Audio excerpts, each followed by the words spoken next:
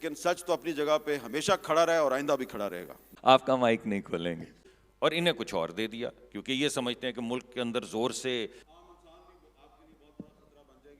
اور جہاں پہ ظاہری بات ہے اب بند تو ہونا ہی تھا. جنرل کا بھی یہی مسئلہ ہے, سیاستدان کا بھی یہ مسئلہ ہے. دیکھیں میں نے سیاستدان کا نام آخر میں لیا ہے.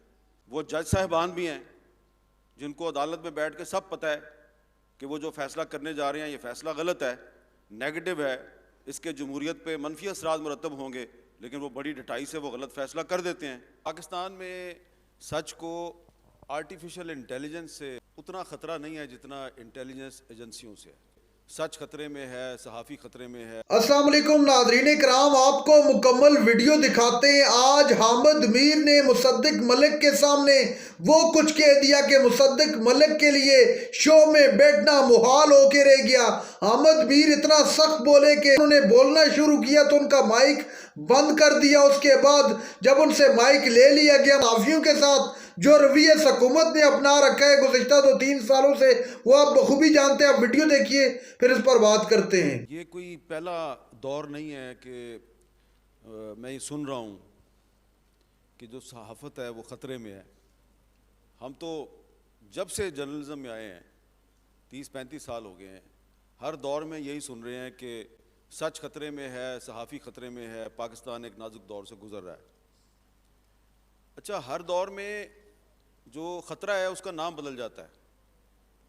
تو آج کل جو خطرے کا نیا نام ہے وہ ہے آرٹیفیشل انٹیلیجنس. حالانکہ پاکستان میں سچ کو آرٹیفیشل انٹیلیجنس سے اتنا خطرہ نہیں ہے جتنا انٹیلیجنس ایجنسیوں سے ہے. اس لیے آرٹیفیشل انٹیلیجنس جو ہے اس کا ایک پازیٹیو آسپیکٹ بھی ہے اور ایک اس کا نیگیٹو آسپیکٹ بھی ہے. ابھی تو پاکستان میں میرا خیال ہے کہ ہماری حکومت کو تو اس کا پتہ ہی نہیں ہے کہ یہ آرٹیفیشل انٹیلیجنس جو ہے یہ کس طریقے سے ریاست کو یا سوسائٹی کو نقصان پہنچا سکتی ہے. تو میں یہ دیکھ رہا ہوں کہ فی الحال مجھے پاکستان میں اس کا صرف نیگیٹو استعمال نظر آ رہا ہے, کیونکہ جن لوگوں کی ایکسیس میں ہے آرٹیفیشل انٹیلیجنس وہ کیا کر رہی ہے, وہ ان کا زیادہ تر ٹارگٹ جو ہے وہ عورت ہے, خاتون ہے. خاتون خواہ وہ صحافی ہے یا پولیٹیشین ہے یا پولیس آفیسر ہے. میں نے دیکھا ایک پولیس آفیسر تھی, اس کی بھی کمپیوٹر ورک کے ذریعے الٹی سیدھی تصویریں بنائی گئیں. ابھی ایک بلوچ ایکٹیوسٹ ہے, وہ بیچاری جو ہے اس کو بھی آرٹیفیشل انٹیلیجنس کے ذریعے اس کی کسی عورت کے دھڑ پہ اس کا سر لگا دیا گیا. اور دوبارہ سے وہی 5 لوگ ہوں گے جو سچ کو ٹائٹریٹ کیا کریں گے, اور وہ سچ جو اس وقت ڈیموکریٹائز ہو چکا ہے, یہ جس میں غدر مچ چکا ہے, وہ دوبارہ سے اس پہ قابض ہو جائیں گے 5-7 ایلیٹ کے وہی سچائی کے علم بردار. تو یہ اب دونوں میں سے ایک ہی بات سچی ہو سکتی ہے یا دونوں ہی سچی ہیں؟ دیکھیں بات یہ ہے کہ اصل جو پرابلم ہے نا وہ یہ ہے کہ آرٹیفیشل انٹیلیجنس یا ڈیپ فیک کی وجہ سے جو سچ کو خطرات درپیش ہیں وہ کیوں درپیش ہیں؟ کیونکہ آرٹیفیشل انٹیلیجنس کے پیچھے بھی تو ایک انسان ہی ہے نا. یہ جو آرٹیفیشل انٹیلیجنس ہے صرف یہ تو سچ کے لیے خطرہ نہیں ہے. سچ کے لیے خطرہ تو وہ صحافی بھی ہیں جو آرٹیفیشل انٹیلیجنس کے بغیر ہی جھوٹ بول رہے ہوتے ہیں. وہ جج صاحبان بھی ہیں جن کو عدالت میں بیٹھ کے سب پتہ ہے کہ وہ جو فیصلہ کرنے جا رہے ہیں یہ فیصلہ غلط ہے, نیگیٹو ہے, اس کے جمہوریت پہ منفی اثرات مرتب ہوں گے, لیکن وہ بڑی ڈٹائی سے وہ غلط فیصلہ کر دیتے ہیں کیونکہ ان کے اندر جو ایک مورل ویلیو ہے وہ ختم ہو چکی ہے. جنرل کا بھی یہی مسئلہ ہے, سیاستدان کا بھی یہ مسئلہ ہے. دیکھیں میں نے سیاستدان کا نام آخر میں لیا ہے, صحافی کا نام پہلے لیا ہے, ٹھیک ہے نا, کیونکہ آج کل سیاستدانوں کو ٹارگٹ کرنا ذرا زیادہ آسان ہے. لیکن جو سیاستدان اپنی سیاسی وفاداری بدلتا ہے وہ کیا آرٹیفیشل انٹیلیجنس کی وجہ سے بدلتا ہے؟ وہ تو پارٹی ٹکٹ کے لیے بدلتا ہے نا. تو مسئلہ وہی ہے اخلاقی اقدار کا, مورل ویلیوز کا.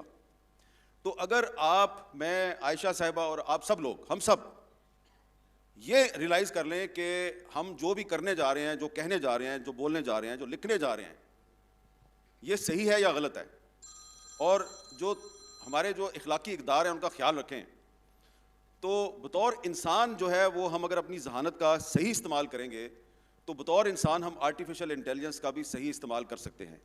تو اگر ہم اپنے آپ کو ٹھیک کر لیں, اگر جرنلسٹ, جج, جرنیل, پولیٹیشین, تاجر, اسٹوڈنٹ, مزدور 30% لوگ بھی اپنے آپ کو ٹھیک کر لیں تو آرٹیفیشل انٹیلیجنس کا منفی استعمال ختم ہو جائے گا, یا اس کا منفی طور پہ استعمال کرنے کا خطرہ جو ہے وہ کم ہو جائے گا.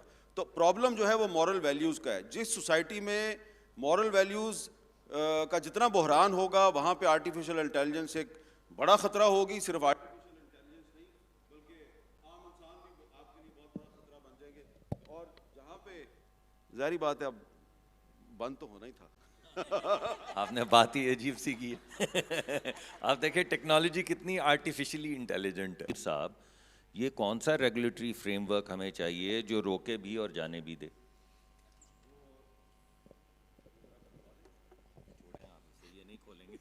آپ کا مائک نہیں کھولیں گے. دیکھیں آپ اگر برا نہ منائیں, مصدق صاحب نے کہا یہ کون سے لیگل فریم ورک کی بات ہو رہی ہے.